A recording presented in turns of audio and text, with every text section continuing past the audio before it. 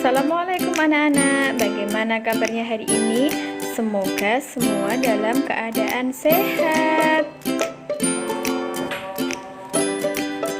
Anak-anak, bertemu lagi hari ini. Kita akan belajar tema 1, pertumbuhan dan perkembangan makhluk hidup. Dan kita akan memasuki subtema 2, pertumbuhan dan perkembangan manusia. Muatan bahasa Indonesia. Tahukah anak-anak mengapa tinggi dan berat badan kalian bertambah? Apakah saat bayi kalian bisa berjalan sendiri? Tentu tidak kan? Nah, perubahan yang ada pada diri kita dipengaruhi oleh pertumbuhan dan perkembangan. Apakah kalian tahu apa itu pertumbuhan dan perkembangan? Nah, jika belum tahu, mari kita pelajari. Yang pertama, kita akan belajar pertumbuhan. Pertumbuhan atau tumbuh artinya bertambahnya berat badan dan tinggi badan. Pertumbuhan manusia terjadi sejak di dalam kandungan. Setelah lahir, pertumbuhan manusia bertambah besar dari bayi hingga dewasa. Setelah dewasa, pertumbuhan manusia berhenti. Nah, coba kita amati gambar Udin berikut ini. Gambar Udin mulai dari bayi, ia tumbuh semakin tinggi menjadi anak-anak, semakin tinggi lagi menjadi remaja, dan semakin tinggi dia menjadi orang dewasa. Nah, itu merupakan pertumbuhan. Selanjutnya kita akan belajar perkembangan. Apa itu perkembangan? Perkembangan yaitu perubahan kecakapan, kematangan fisik, emosi, dan pikiran menuju kedewasaan. Perkembangan emosi dan pikiran manusia akan terus berkembang. Jadi, walaupun kita semakin dewasa, tetap berkembang.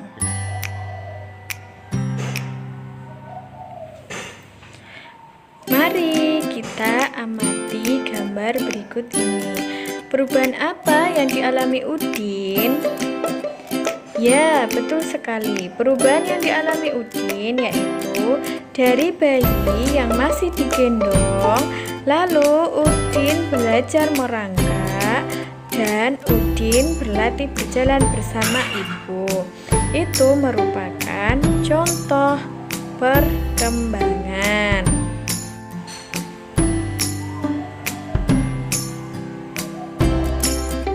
Nah, ini ada contoh lagi, misalnya perubahan yang dialami Udin saat masih kecil. Udin hanya mampu memegang botol susu sendiri. Namun, semakin Udin tumbuh dan berkembang menjadi orang dewasa, kemampuannya juga ikut berkembang sehingga ia mampu makan sendiri. Berikutnya kita akan belajar faktor-faktor pertumbuhan dan perkembangan, yaitu ada 3. Pertama, makanan, kebiasaan berolahraga, dan rekreasi. 1. Makanan bergizi.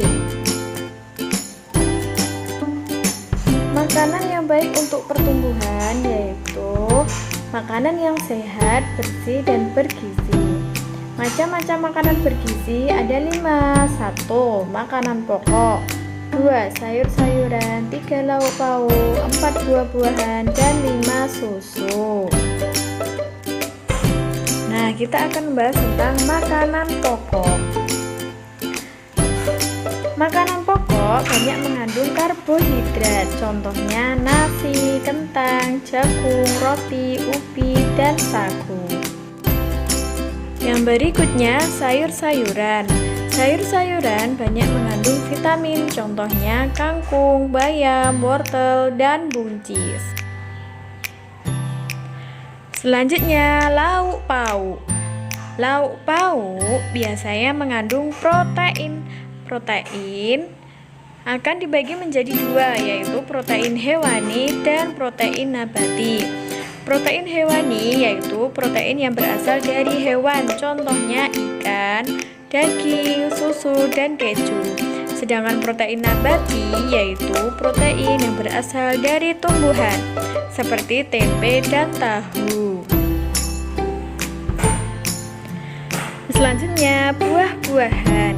Buah-buahan banyak mengandung vitamin. Contohnya jeruk, apel, anggur, pisang, dan lain-lain.